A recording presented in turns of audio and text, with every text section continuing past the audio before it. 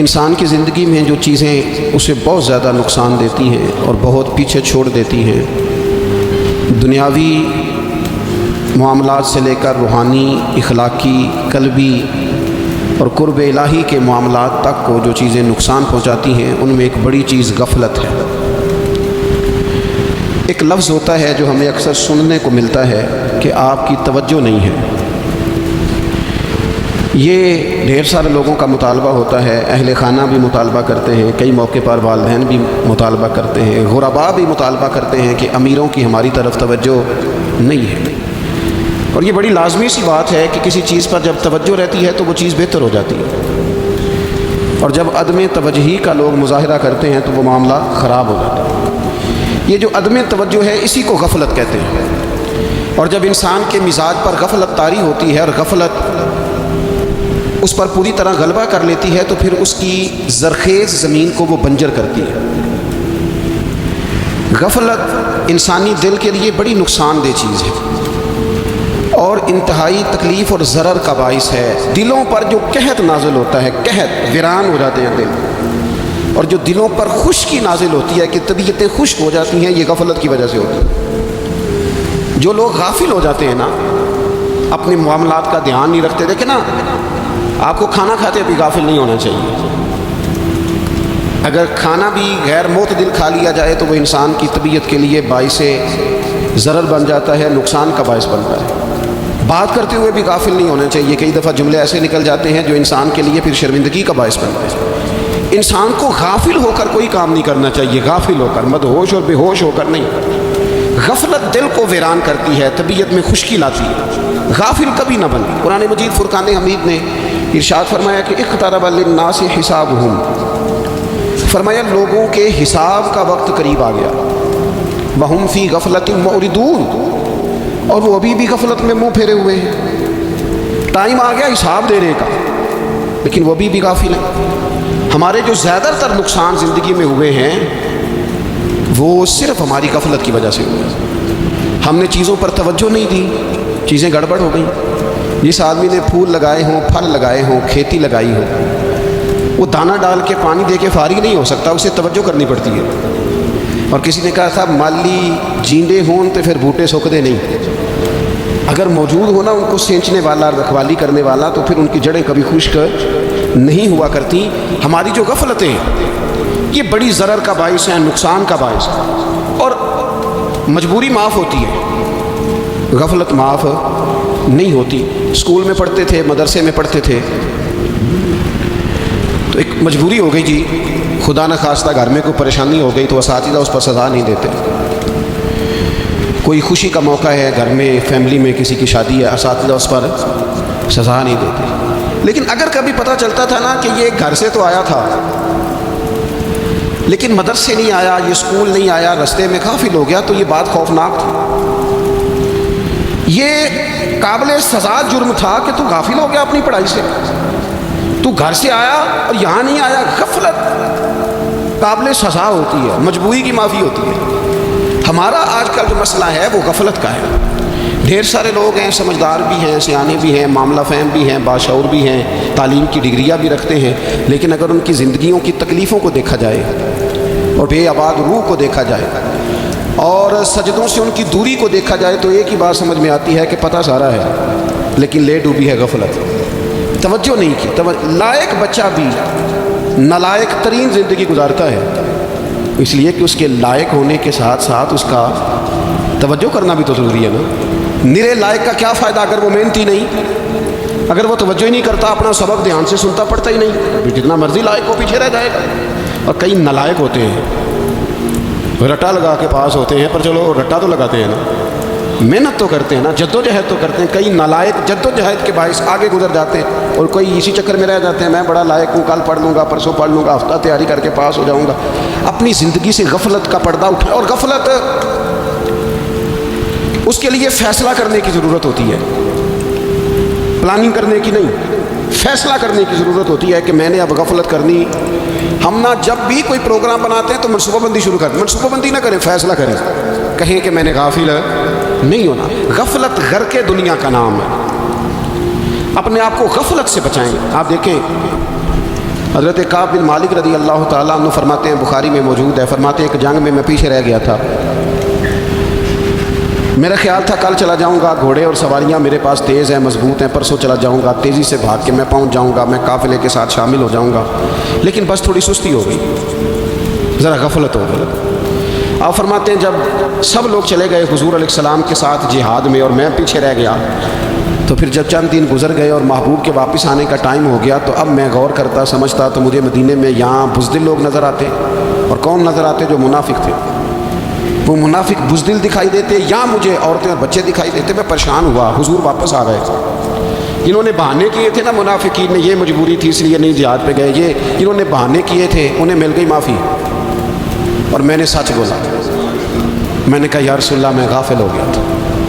اب کہتے ہیں میں نے جب کہا نا حضور سستی ہو گئی تھی، ذرا غفلت ہو گئی، تو بندہ محبوب سے غافل ہو جائے، بندہ وہیں سے غافل ہو جائے، جو دم غافل سو دم کافر، سانو مرشد اے ہو پڑھایا۔ جب کہا نا حضور وہ غلطی ہو گئی، کوئی مجبوری نہیں تھی، تو فرماتے ہیں باقیوں کو معافی مل گئی، میرے ساتھ حضور ناراض ہو گئے، ایک دن نہیں، 2 دن نہیں، 50 دن حضور ناراض رہے۔ مدینے کی گلیوں نے مجھے پہچاننا چھوڑ دیا، در و دیوار سے مجھے یوں لگتا تھا کہ میں پردیسی ہوں۔ فرماتے ہیں میں مسجد میں آتا تھا، میں جب محبوب کو دیکھتا تو حضور رخ انور پھیر لیتے، اور مجھے پتا تھا جب میرا چہرہ ادھر ادھر ہوتا تو پھر کریم رحمت کی نظر فرماتے 50 دن مسلسل۔ پھر مجھے حکم ہوا کہ بیوی بھی بھیج دو، میکے بچے بھی بھیج دو، ننہال یعنی تنہا رہ جاؤ۔ فرماتے ہیں وہ میں نے قید تنہائی کاٹی، لیکن شکر اللہ کا یہ ہے کہ میں سچا تھا، بس ذرا بھول گیا تھا، بس ذرا غفلت ہو گئی تھی۔ تو فرماتے ہیں پھر اللہ تبارک و تعالیٰ نے میرے اوپر فضل یہ فرمایا کہ میری توبہ کا اعلان رب نے قرآن مجید میں فرمایا۔ تو غافل نہ بنے کبھی، ہمارا نا مسئلہ یہ ہے، اور آپ نے ناراض نہیں ہونا، ڈھیر سارے لوگ غافل ہو جاتے ہیں، مالدار بھی غافل ہیں، صاحبان علم بھی الا ماشاء اللہ بہت ساری جگہوں پہ غافل ہیں، جن لوگوں کو 4 لوگ جاننے لگ جاتے ہیں، کوئی مقام حاصل ہو جاتا ہے، وہ بھی بہت ساری جگہوں سے غافل ہو جاتے ہیں، الا ماشاء اللہ۔ غفلت بڑی تکلیف والا منظر ہے۔ جو لوگ سمجھتے ہیں نا میں اب گڈ بک میں آ گیا ہوں، اب میں اچھا ہو گیا ہوں، اب میرے لیے خیر کہا جاتا ہے، مجھے اچھائی شاید یہ مستقل میرے ساتھ رہے گی، تعریف ہی ہوگی ہمیشہ، وہ بھی غافل ہو جاتے ہیں، اور یہ غفلت ٹھیک نہیں ہوتی۔ وجہ دیکھنی چاہیے کس وجہ سے انسان کو وقار مل رہا، عزت مل رہی۔ اپنی زندگی سے غفلت کو اتار پھینکے، تھوڑی دیر کی تو غفلت ہوتی ہے، لمبی تو نہیں۔ 2 منٹ کے لیے صرف اس نے ڈرائیونگ کرتے ہوئے چہرہ موبائل کی طرف کیا تھا، 2 ہی تو منٹ لگے تھے۔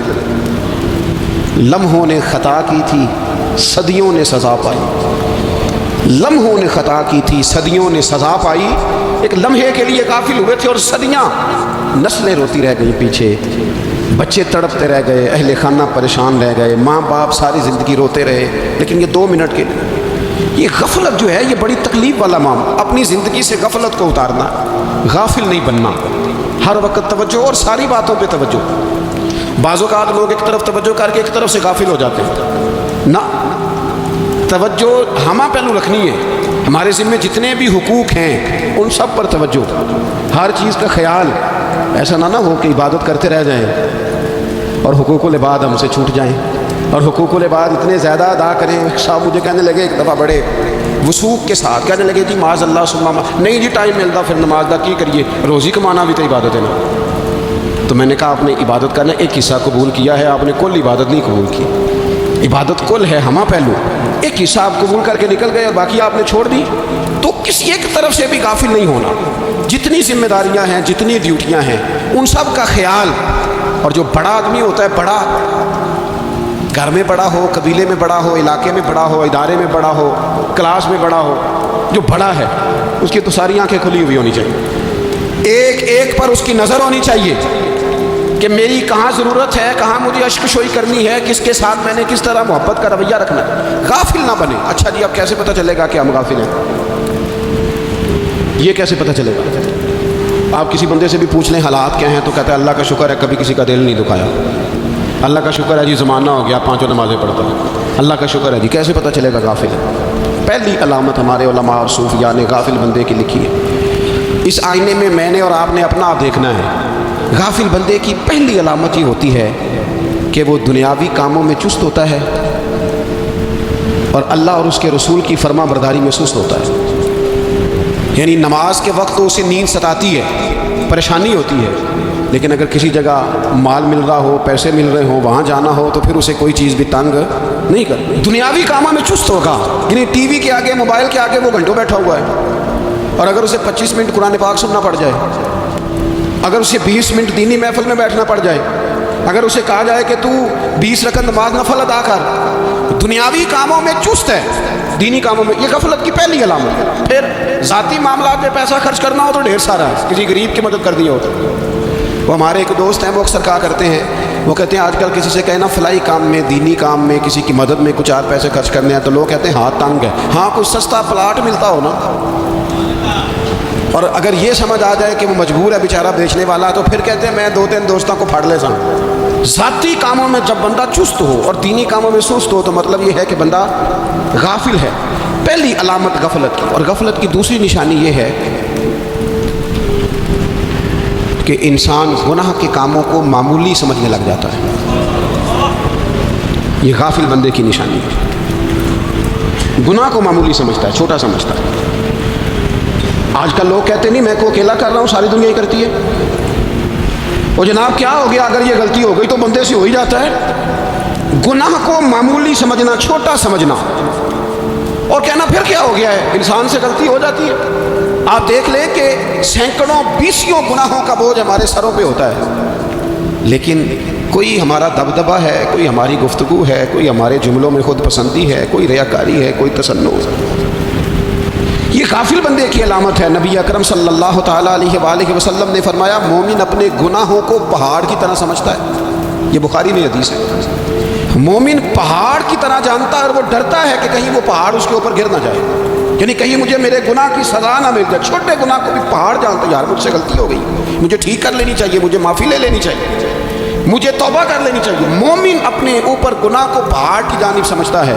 اور حضور علیہ السلام فرماتے ہیں کہ یہ جو فاسق اور فاجر ہوتا ہے نا، اللہ کا نافرمان، یہ گناہ کو مکھی کی طرح سمجھتا ہے. یہ سمجھتا ہے میں نے اشارہ کرنا ہے، مکھی نے اڑ جانا ہے. مومن کی علامت یہ ہے کہ وہ پہاڑ جانتا ہے، اگر غلطی ہو جائے تو پہاڑ. امام اعظم ابو حنیفہ رحمۃ اللہ علیہ گزر رہے تھے تو بارش ہو گئی تھی اور کوفہ میں کیچڑ تھا، تو آپ نے جو جوتے پہنے ہوئے تھے ان جوتوں سے چلتے ہوئے نا آپ کے پاؤں سے کچھ مٹی اڑی، تو سامنے ایک یہودی تھا. اب اس زمانے میں دیواریں کچی ہوتی تھی، اس کے دیوار پر جا کے وہ مٹی جو تھی وہ لگ گئی. اب امام صاحب بڑے پریشان ہوئے کہ میں نے اس کی دیوار کو آلودہ کر دیا. یہاں تو لوگ اپنی اینٹیں رکھتے رکھتے کئیوں کی دیواریں توڑ دیتے ہیں، اور پھر وہ اس پر ماننے کو بھی تیار نہیں ہوتے، تسلیم کرنے کو بھی تیار نہیں ہوتے. وہ کہتے ہیں پھر کیا ہو گیا، اب ہمارا یہاں گھر ہے تو ہم نے ٹرالی منگوانی نہیں تھی، ہمارا حق بنتا تھا. امام صاحب کے پیروں سے ذرا کیچڑ اڑا، یہودی کی دیوار پہ لگا، اس کی کچی دیوار تھی. امام صاحب پریشان ہو گئے، سوچنے لگے کہ اگر میں دیوار سے یہ کیچڑ اتارتا نہیں تو یہ بھی زیادتی ہے، میں نے اس کی دیوار کو گدلا کر دیا، اور اگر میں اتارتا ہوں تو کچھ مٹی اس کی دیوار کی بھی اتر جائے گی، کچی دیوار ہے، یہ بھی زیادتی ہے. مومن گناہ کو پہاڑ کی طرح سمجھتا ہے کہ کہیں گر نہ جائے، اس کی بھی کہیں سزا نہ مل جائے. امام صاحب نے اس کے دروازے پہ دستک دی، وہ باہر آیا تو اتفاق سے وہ آپ کا مقروض بھی تھا، اس نے پیسے دینے تھے. باہر نکلتے ہی کہنے لگا اوہ آپ تو قرض لینے آ گئے، میرے پاس تو ابھی گنجائش نہیں ادا کرنے کی. تو امام صاحب کہنے لگے تو قرض چھوڑ، وہ میں نے معاف کیا، میرے سے یہ غلطی ہو گئی ہے. میں آ رہا تھا، لکڑی کے جوتے اس زمانے میں کھڑاؤں لوگوں نے پہنے ہوتے تھے، کہا وہ میرے پیروں سے ذرا کیچڑ اڑا ہے، تیری دیوار پہ لگ گیا ہے. اب میں بڑی دیر سے کھڑا سوچ رہا ہوں کہ اگر میں تیری دیوار صاف نہ کروں تو میں نے یہ میلی کر دی، گدلی کر دی، یہ بھی بات درست نہیں ہے، زیادتی. اور اگر میں اسے صاف کرتا ہوں کچی دیوار سے کچھ مٹی اتر جائے گی تو یہ بھی زیادتی ہے. اب تو بتا میں کیا کروں. تو بے موسمہ پھل تھا نا یہ، تو بے موسمہ پھل دیکھ کے بندہ حیران ہو جاتا ہے. جو باتیں روٹین میں نہ ہو رہی ہوں وہ ذرا انوکھی لگتی ہے، بندہ حیران ہو گیا. غور سے امام صاحب کا چہرہ دیکھنے لگا، غور سے چہرہ دیکھنے لگا. تو پھر تھوڑی دیر سوچنے کے بعد کہنے لگا حضور پہلے میں نے دین اسلام کے بارے میں پڑھا اور سنا تھا، آج میں نے دین دیکھا ہے. پہلے میں نے سنا تھا کہ دین اسلام اس طرح کا ہے، آج میں نے دین ہے. ہم نہ پوری دنیا کے کافروں کو دین سنانا چاہتے ہیں، دکھانا نہیں چاہتے. ہم نیک نظر آنا چاہتے ہیں، نیک بننا نہیں چاہتے. ہم نیک نظر آنا چاہتے ہیں. نتیجہ کیا نکلتا ہے کہ کچھ عرصے کے بعد پتہ چل جاتا ہے بندہ کس لیول کا نیک ہے، کیا معیار ہے اس کی نیکیوں کا. کہنے لگا حضور پہلے میں نے دین سنا تھا، آج دیکھا ہے۔ آپ وہ مٹی کی دیوار پر جو کیچڑ لگ گیا ہے، دیوار کو بعد میں صاف کیجئے گا، پہلے کلمہ پڑھائیں تاکہ میرے اندر کا کفر صاف ہو جائے، مجھے مسلمان کر دیں۔ تو غافل آدمی جو ہوتا ہے نا، وہ پھر تیسری بات، جب بندہ بہت زیادہ غافل ہو جاتا ہے پھر اعلانیہ گناہ کرنے لگتا ہے۔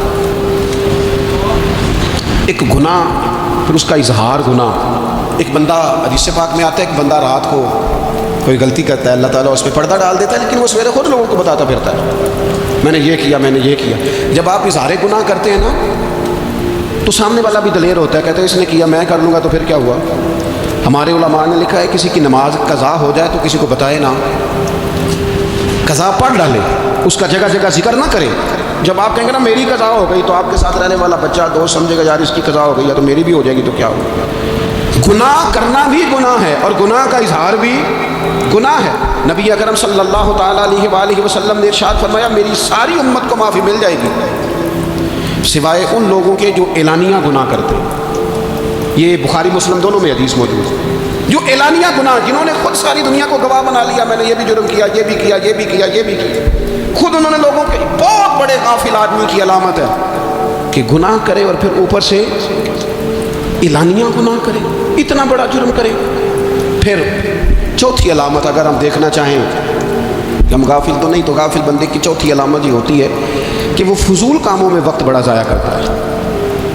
فضولیات میں ادھر بیٹھے ہیں، ادھر بیٹھے ہیں، یہاں گپ شپ ہو رہی ہے، وہاں موبائل دیکھا جا رہا ہے، پھر کچھ ٹائم ملا ہے تو پھر کہیں دور دراز کسی ہوٹل پہ کھانا کھانے چلے گئے، پھر کچھ ٹائم ملا تو چلو نکلتے ہیں ذرا کوئی ہفتہ سیر کر آتے ہیں، یہاں گپ شپ ہے، فلاں کو ڈسکس کر لیتے ہیں، فلاں کے بارے میں بات کر لیتے ہیں، سیاسی تبصرے کر لیتے ہیں، یہ تھوڑی گفتگو ہو جاتی، چلے محلے داروں پہ تبصرہ شروع کرتے ہیں، کون روٹی زیادہ کھا رہا ہے اور کس کے پاس پیسے زیادہ آ گئے، چلو جا کے پتہ کرتے ہیں۔ حالانکہ یہ پتہ نہیں کرنا چاہیے تھا، پتہ تو اس کا کرنا چاہیے تھا جو بیچارہ کل سے بھوکا ہے، خبر تو اس کی رکھنی چاہیے تھی جس بیچارے کے گھر میں بچوں کے لیے پہننے کو کپڑے موجود نہیں ہیں، اس پر تبصرہ یہ کرتے ہیں کہ یہ محنت کیوں نہیں کرتے، اور اگر کسی پر اللہ عطا کر دے پھر حساب ضرور لگاتے ہیں کہ ذرا معلومات کرو یہ اتنی جلدی آگے کیسے نکل گئے۔ غافل بندے کی علامت ہے وقت کا ضائع کرنا اور فضول کاموں میں ضائع کرنا اور بلا وجہ ضائع، اور ایسے سوالات کرنا جن کی ضرورت ہی کوئی نہیں، بالکل ضرورت ہی نہیں، کوئی مطلب ہی نہیں، لیکن ہم لوگ وقت ضائع، یہ غفلت کی علامت، غفلت۔ اللہ والوں کی علامت کیا تھی؟ ایک بات انہوں نے زندگی میں لے لی، سیکھ لی، پھر ساری زندگی اسی پہ گزار دی۔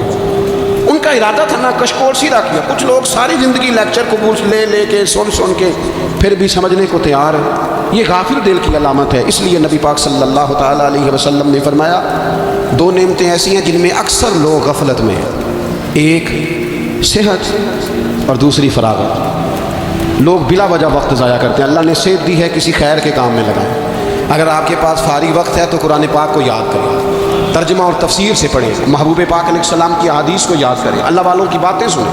وقت ملے تو عبادات میں لگائیں، نوافل میں لگائیں، تلاوت میں لگائیں، ذکر اذکار میں لگائیں، اور پھر اللہ مزید توفیق عطا کرے تو کسی کے بھلے میں وقت لگائیں، گلی سے کوئی کانٹا اٹھائیں، کوئی روڑا اٹھائیں، کوئی کسی کی مدد کریں۔ لیکن یہ غافل انہیں کی علامت ہے کہ اپنے وقت کو ضائع کرنا۔ اور پھر اسی طرح غفلت کی پانچویں علامت یہ ہے کہ اگر بندے کو دنیا سے پورا پیار ہو جائے، یعنی شب قدر میں بھی آ کے کہتا ہے یا اللہ کبھی پیسے دے دینا، شب برات والے دن بھی کہتا ہے کہ مالک اگر کبھی کوئی ایسا سبب لگ جائے گا، یعنی بیت اللہ شریف کے سامنے کھڑے ہو کے بھی اگر اس نے مال ہی مانگنا ہے، وہاں بھی اس نے یہی سوال کرنا ہے، حب پہ دنیا اتنی غالب آ جائے تو یہ غافل ہونے کی علامت۔ دنیا ضرورت ہے، مقصد نہیں ہے، دنیا کی حاجت ہے، مقصد نہیں ہے، یہ مقصود نہیں۔ اور جب لوگ فقط دنیا کے مال کو، دولت کو، نبی پاک علیہ السلام نے فرمایا وہ لعنتی ہے جو درہم اور دینار کا بندہ بن گیا، پیسوں کا بندہ بن گیا، مل جائے تو خوش ہوتا ہے، نہ ملے تو تکلیف میں آ جاتا ہے۔ یہ غافل بندے کی علامت ہے۔ مومن تو وہ ہوتا ہے کہ دولت رزق حلال ضرور کماتا ہے تاکہ کسی کے آگے ہاتھ نہ پھیلانا پڑے، کوشش ضرور کرتا ہے، پر دنیا کو جیب میں جگہ دیتا ہے، دل میں نہیں دیتا۔ اس کی جگہ جہاں ہے اسے وہاں رکھتا ہے، اسے دل میں جگہ، دل تو ایک ہے، اس میں رب رسول کو بسائیں گے یا کسی اور کو بسائیں گے؟ تو حب دنیا یہ غافل ہونے کی بہت بڑی علامت ہے۔ پھر اسی طرح جو بندہ رب کریم کو جانتا نہیں نا وہ بھی غافل ہو جاتا ہے۔ ایک تو جو یہ نہیں نہ جانتا کہ رب کریم سزا دے گا، مجھے دیکھ رہا ہے، اسے نہ اونگ آتی ہے نہ نیند آتی ہے، جو اس کی معرفت نہیں رکھتا کہ میرا رب ہر وقت مجھے دیکھ رہا ہے، وہ بھی غافل ہو جاتا ہے۔ جسے پتہ ہونا کہ مجھے دیکھ رہا ہے وہ غافل نہیں ہوتا، اور جو یہ سمجھ لیتا ہے نا کہ شاید معاذ اللہ سبحانہ اس یقین کو پکا نہیں کرتا، وہ غافل ہو جاتا ہے۔ اور ایک جو یہ نہیں نہ جانتا کہ رب مہربان کتنا ہے، وہ بھی غافل ہو جاتا ہے۔ مجھے بتائیے سب سے زیادہ تو بندہ اس کے دروازے پہ جاتا ہے نا جو سب سے زیادہ مہربانی کرنے والا ہو، اس دروازے سے بندہ اٹھتا ہی نہیں۔ تو جس کو یہ یقین ہو جائے نا سب سے زیادہ کرم فرمانے والی ذات اللہ رسول کی ہے، وہ کبھی رب رسول سے غافل نہیں ہوتا، وہ کبھی اللہ رسول کا دروازہ چھوڑ کے نہیں جاتا، وہ کبھی کسی اور جگہ جا کے پناہ تلاش نہیں کرتا۔ جسے پتہ چل جائے نا وہ کریم کتنا ہے، مہربان کتنا۔ ملا رومی رحمۃ اللہ علیہ فرماتے ہیں بہت بڑا مجرم تھا ایک بندہ، بہت بڑا گناہ گار تھا، بت کو پوجتا تھا، تھک گیا، ساری رات بت کے سامنے کھڑا تھا، معاذ اللہ یا صنم یا صنم یا صنم، تھک گیا، نیند آ گئی، اونگ آ گئی۔ جب پوری طرح نیند آ گئی اور دماغ پہ نیند قبضہ کرنے لگی تو اس کے منہ سے نکل گیا، صنم صنم کہہ رہا تھا، نکل گیا یا صمد، او بے نیاز مالک۔ رب کریم نے فرشتوں سے فرمایا دوڑ کے جاؤ، جو کہتا ہے اسے دے دو۔ فرشتے کہنے لگے مالک تو بت کو پکار رہا تھا، اس نے تو غلطی سے نام لیا ہے، فرمایا مجھے نہیں پتا، لیکن دیکھو نا اس نے مجھے پکارا تو ہے نا، کتنی دیر سے جھوٹے کو پکار رہا تھا، اس کا معاملہ حل نہیں ہوا، اب اگر سچے کو پکارنے پہ بھی حل نہ ہوا تو فرق کیا رہ جائے گا؟ دے دو جو مانگتا ہے، دے دو۔ میرے دوست گھر پتہ چل جائے وہ کریم کتنا ہے، وہ مہربان کتنا ہے۔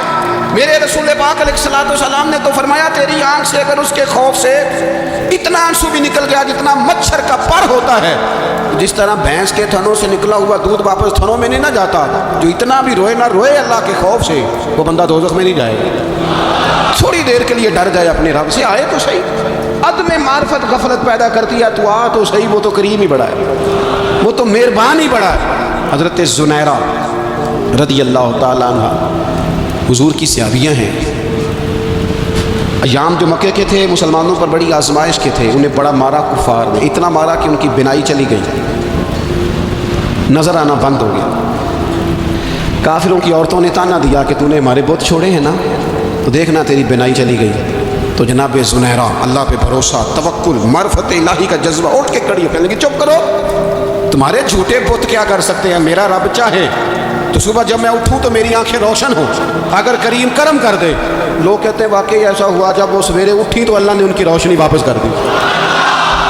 تجھے پتہ چل جائے نا وہ مہربان کتنا ہے۔ وہ ایک بزرگ تھے تو ان سے کسی نے کہہ دیا کہ اگر آپ کا حساب آپ کے ماں باپ کے ذمہ ہو جائے تو پھر کیسا، پوچھنے کے لیے قیامت میں اگر ماں باپ حساب لیں تو پھر کیسا۔ تو بڑے سیانے لوگ تھے جو دل والے تھے، کہنے لگے نہیں، رب کریم ہی ٹھیک ہے، اس لیے کہ وہ ماں باپ سے کہیں بڑھ کر پیار کرنے والا ہے۔ اگر یہ معرفت مل جائے وہ کریم کتنا ہے، اور جب بندہ پوری طرح اس کی بارگاہ میں آ کے تڑپ جاتا ہے نا، مولا میں جاؤں کدھر، تیرا دروازہ چھوڑ کے جاؤں کدھر۔ اقبال کہتے ہیں وہ ایک سجدہ جسے تو گراں سمجھتا ہے، 1000 سجدوں سے دیتا ہے آدمی کو نجات۔ تجھے جگہ جگہ جھکنا نہیں پڑے گا اگر تو صحیح معنوں میں اپنے رب کی بارگاہ میں جھک جائے۔ تو میرے عزیز کوشش کرے کہ اس کی معرفت، اس کا کرم، اس کی عطا اور اللہ تبارک و تعالیٰ کے حاضر و ناظر ہونے پر عین الیقین، حق الیقین حاصل کرے۔ اور پھر 8ویں بات یہ ہے کہ غافل لوگوں کی صحبت بھی بندے کو غافل کر دیتی ہے۔ غافلوں کی صحبت میں نہ بیٹھے، ان کی صحبت میں بیٹھے، ان کے پاس بیٹھنے سے دل میں رب رسول کی محبت پیدا ہوتی ہے۔ غافلوں سے بچیں۔ چنگیاں دے لڑ لگی ساں تے چولی چ پھل پئے، تے جدوں میں پیڑیاں دے سنگ رل گئی تے میرے اگلے بھی ڈول گئے۔ برے آدمی کی صحبت بندے کو غافل کر دیتی ہے۔ غافلوں کی صحبت میں کبھی نہ بیٹھے، کبھی نہیں۔ غافل آدمی آپ کو غافل کر دے گا۔ میرے نبی پاک علیہ الصلوۃ والسلام نے فرمایا انسان اپنے دوست کے مذہب پر ہوتا ہے۔ یہ بہت بڑے لفظ ہیں۔ فرمایا المرء علی دین خلیلہ، انسان اپنے دوست کے مذہب پر ہوتا ہے۔ تو دیکھ تو نے دوست کس کو بنایا، جو تیرے دوست کا مذہب ہوگا وہی تیرا ہو جائے گا۔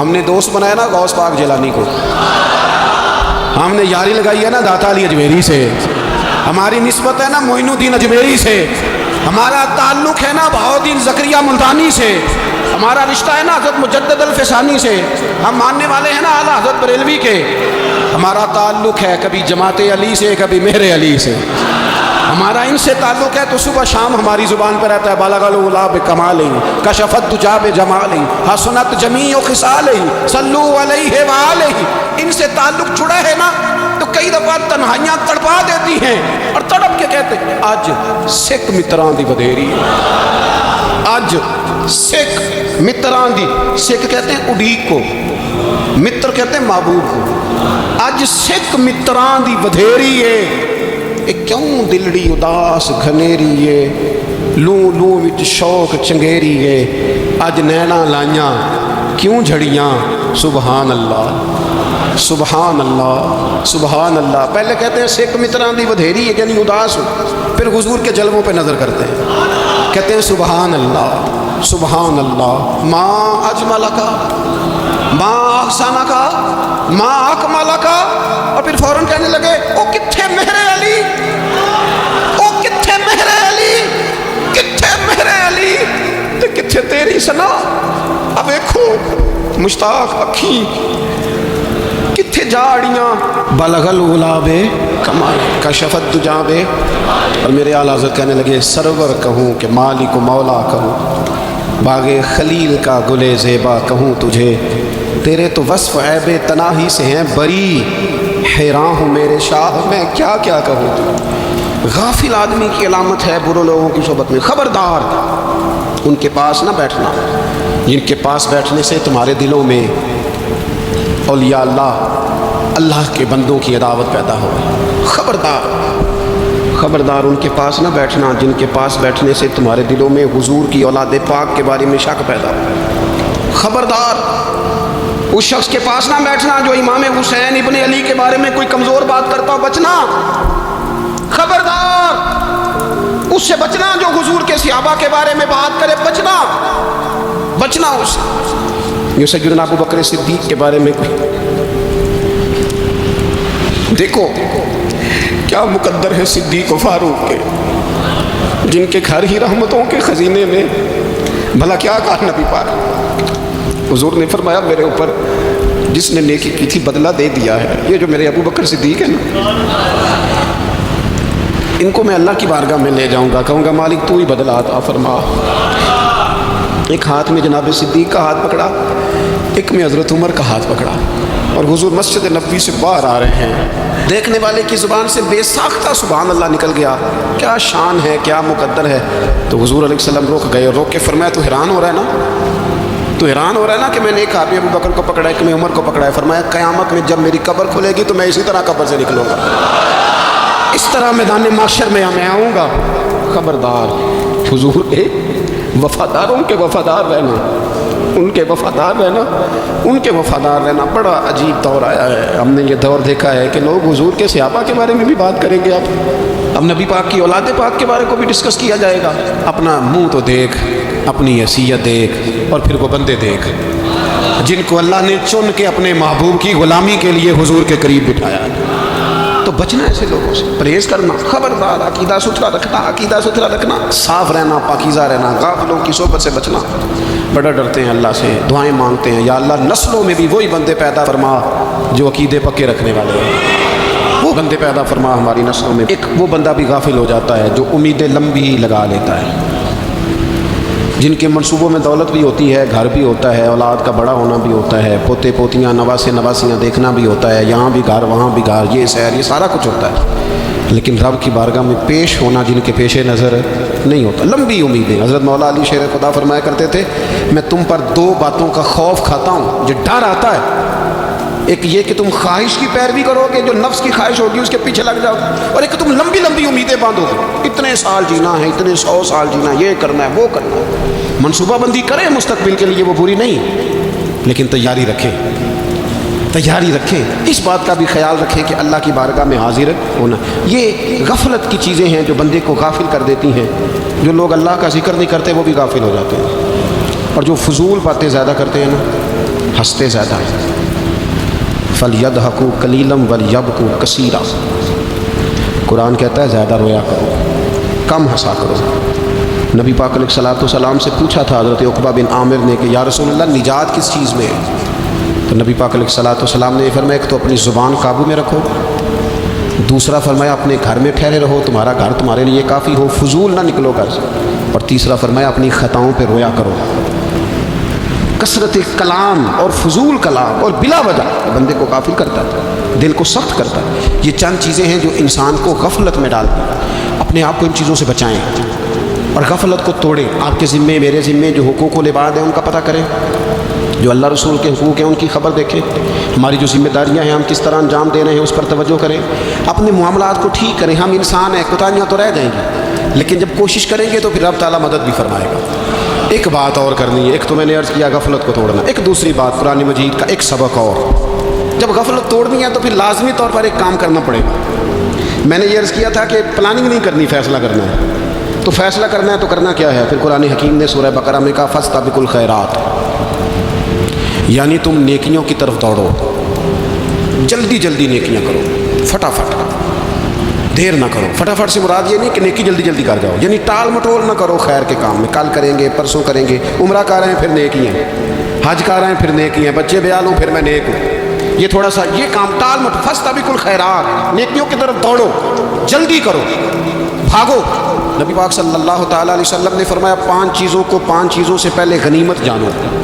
حضور علیہ الصلوۃ والسلام فرمانے لگے ایک تو تم جوانی کو نہ بڑھاپا آنے سے پہلے پہلے غنیمت سمجھ لو۔ نبی کریم صلی اللہ تعالیٰ علیہ وآلہ وسلم ارشاد فرمانے لگے کہ اپنی صحت کو غنیمت جان لو، بیماری آنے سے پہلے پہلے۔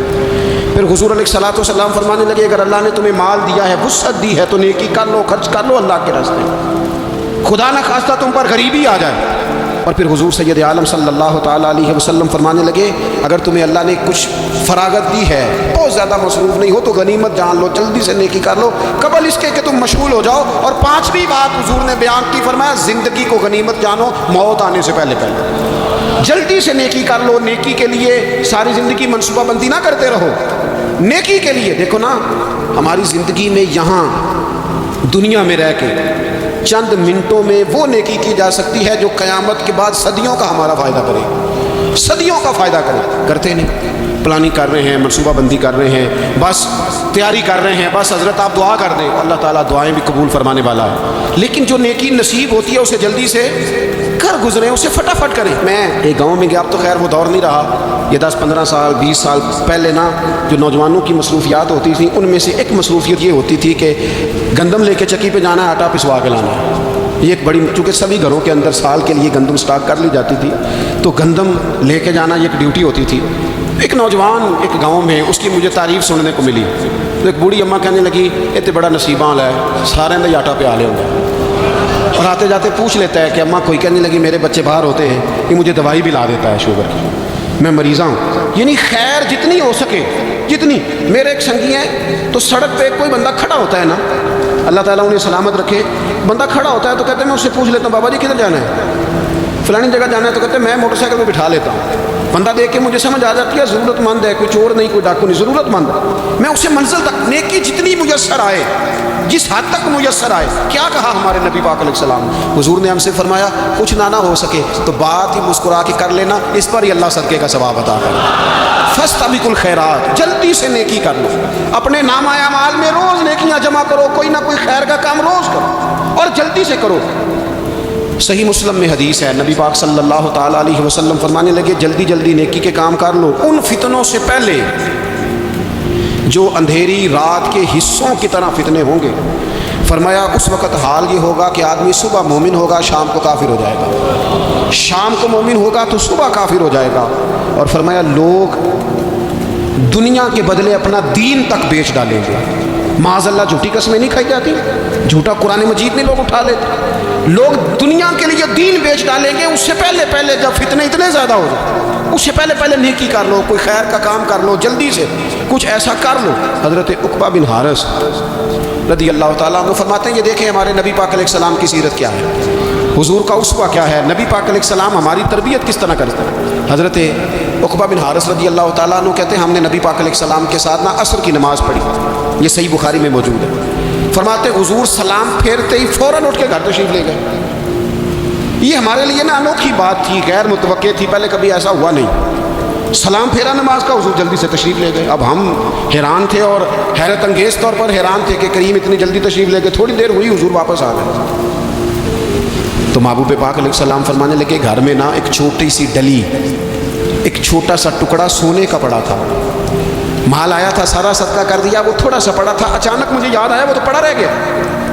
تو حضور فرمانے لگے میں نے کہا کہیں ایسا نہ ہو جائے کہ ساری رات گزر جائے اور میرے گھر میں پڑا ہی رہ جائے، میں جلدی سے جا کے اسے خیرات کر دوں۔ میں نے خیرات کیا پھر میں واپس آ گیا ہوں، جلدی سے نیکی، جلدی سے نیکی کر لی جائے۔ ہم بڑا انتظار کر رہے ہیں، بڑا لمبا ہمارا پروگرام ہے، ہمارے پاس ٹائم ہی بڑا ہے، کسی نے کان میں کہہ دیا ہے تیرے پاس بڑا وقت ہے، ابھی تو بڑی عمر پڑی ہے، ابھی تو جناب اور میرے بھائی یہ لوگوں کے کہنے کی باتیں ہیں، پھر پتہ ہی نہیں چلتا حالات کس طرح کے ہو جاتے ہیں اور کیا معاملات انسان کے ساتھ درپیش ہوتے ہیں۔ جتنی خیر میسر آئے، جتنا بھلا میسر آئے، جتنی انسان کو توفیق ملے۔ میں نے بزرگوں کو دیکھا اپنے اصحاب کو، پہلے وہ خدام سے کہتے ہیں کہ میں سونے لگا ہوں، اور پابند کرتے لوگوں کو کہ فلاں وقت، بزرگوں کو میں نے دیکھا اپنے، وہ پابند کرتے لوگوں کو کہ فلاں وقت میں موجود ہوں گا آنا، خود پابند فرماتے۔ اور پھر جب بیدار ہوتے نا تو سب سے پہلے خدام کو بلا کے پوچھتے کوئی مہمان تو نہیں آیا؟ وہ جناب آپ نے خود ہی تو پابند فرمایا فلاں دن آنا۔ کہنے لگے چل یار اگر کوئی آیا تو مجھے ملا لو، میری ملاقات کرا لو۔ کیوں؟ اس لیے کہ دور سے آیا ہے، مجھ سے ملنے آیا، کوئی خیر کی بات سیکھنے آیا، چلو میرے نام اعمال میں کوئی نیکی جائے گی، کچھ نہ کچھ خیر جمع کر لی جائے، کچھ نہ کچھ ڈیوٹی کر لی جائے، کچھ کام کریں اور جلدی سے کریں۔ حضرت جابر بن عبداللہ انصاری رضی اللہ تعالیٰ عنہ بیان کرتے ہیں، یہ بھی بخاری میں موجود ہے، کہتے ہیں ایک صحابی نا نبی پاک علیہ السلام کی بارگاہ میں حاضر ہوئے غزوہ احد کے موقع پر، اور حال ان کا یہ تھا کہ وہ کھجور کھا رہے تھے اور کھجور انہوں نے منہ میں رکھی ہوئی تھی۔ حضور کی بارگاہ میں حاضر ہوئے اور عرض کرنے لگے یا رسول اللہ صلی اللہ تعالیٰ علیہ وسلم اگر میں شہید کر دیا جاؤں تو کہاں جاؤں گا؟ حضور فرمانے لگے جنت میں۔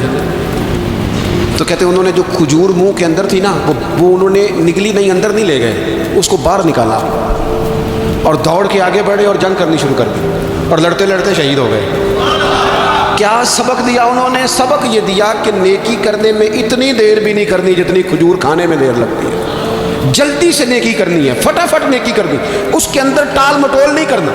اسی وقت انہوں نے کھجور باہر نکال دی، دوڑ کے انہوں نے حضرت انس بن نضر رضی اللہ تعالیٰ عنہ، حضرت انس بن مالک رضی اللہ تعالیٰ عنہ کے چچا ہیں، میدان احد میں نا احد پہاڑ کے قریب کھڑے تھے، لوگوں سے کہہ رہے تھے جلدی جلدی ادھر آؤ، وہ جنت جو انسان کو انتقال کے بعد نصیب ہوگی اور قیامت کے بعد نصیب ہوگی، فرماتے تھے مجھے تو ابھی احد پہاڑ کے اندر سے جنت کی خوشبو آ بھی رہی ہے، لہذا جلدی سے آؤ، ادھر دوڑو، جہاد کرو، آؤ کفار سے لڑے۔ تو نیکی میں دیر نہیں کرنی، جو نیکی میسر آتی ہے، جس کو میسر، ماں باپ میسر ہیں تو خدمت کر لیں، اہل خانہ ہیں تو حسن سلوک کر لیں، اللہ نے اولاد دی ہے تو اچھی تربیت کر لیں، دوست ہیں تو خیر خواہی کر لیں، اگر آپ کو اللہ رمضان عطا کرتا ہے تو زیادہ سے زیادہ اس کی عبادت کر لیں، اگر نظر ٹھیک ہے تو تلاوت زیادہ سے زیادہ کر لیں، زبان چلتی ہے تو رج رج کے مدینے والے محبوب پہ درود و سلام پڑھ لیں، اللہ تعالیٰ کا ذکر کر لیں، جلدی سے خیر جمع کریں، اپنے وقت کو ضائع نہ کریں۔ یہ آج کا سبق ہے۔ ایک تو ہم نے فیصلہ کرنا ہے کہ بس غفلت نہیں، اب غفلت اب انشاءاللہ اللہ کر دیں، اب کوئی خیر کا کام کرنا ہے۔ میرے حضرت کا ایک جملہ کبھی نہیں بھولنا، فرمایا کرتے تھے زمین کے اوپر کام، نیچے جا کے آرام، یہ چھوڑ دیں اتنے گھنٹے سونا ہے تو یہ کرنا ہے تو میری نیند میں دخل کوئی نہ ڈالے، پھر سوتے ہی رہ جائیں گے، سوتے ہی رہ جائیں۔ زمین کے اوپر کام اور نیچے جا کے جاگنا ہے، جاگ لے افلاک کے سائے تلے، پھر حشر تک سوتا رہے گا خاک کے سائے تلے۔ اب جاگ لے افلاک کے سائے کے نیچے، جاگ، کھول آنکھیں، ہر وقت کا سونا، ہر وقت سونا، ہر وقت جو اپنے آرام کی فکر کرنا، اس سے نکل آئیں اور اچھا کھانا اور اچھا پہننا اور بس اپنی مرضی کی زندگی من چاہی جینا، اس سے باہر آئیں، فیصلہ کریں، فیصلہ کہ اب غفلت نہیں کرنی، اگر اللہ نے کوئی صلاحیت دی ہے تو اسے دین کے کام پہ لگانا ہے، کوئی ڈیوٹی کرنی ہے، کوئی خدمت کرنی ہے۔ دیکھو خدمتیں ہو رہی ہیں، صدیق اکبر مال دے رہے ہیں، عثمان غنی مال دے رہے ہیں، مولا علی نے تلوار پکڑی ہے، میدان میں جا رہے ہیں، فاروق اعظم گلی گلی نگر نگر رسول اللہ کے دین کی پہرے داری کر رہے ہیں، حضرت جناب سیدنا سلمان فارسی ابو ذر غفاری حضور کی مسجد میں جھاڑو دے رہے ہیں، اور بلال حبشی